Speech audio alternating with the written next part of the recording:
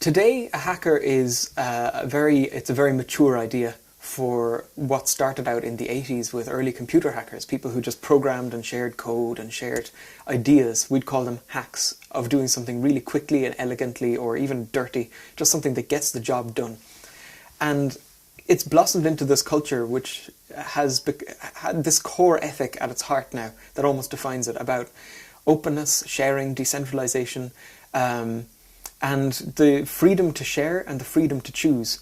And a hacker today is a person who insists on using things that are free, insists on providing things that are free, and does so in a way that is interesting, new, fresh, and in a way that questions what other people might regard as the rules or the status quo.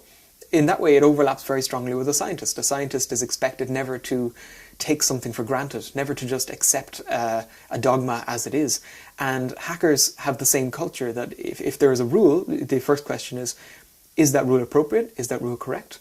And this culture has led to like a very self-directed culture. Like a hacker chooses what he wants to focus on, a hacker chooses what he wants to do, and he does so in the open. He does so sharing what he's doing, his results, his work, his process with other people. And naturally this has led to, of course, biohackers, because as the hacker culture meets the science culture, there's so much in common that you end up with this even newer breed of scientists who not only question the rules in their area, in their research, they also choose their area and they choose their research. They choose the focus and they say, I'm not going to wait until you ask me a question. I'm going to ask my own questions and then I'm going to share the answers as if you asked them in the first place. It's a really fresh culture, and it's a really vibrant culture that's just growing every year.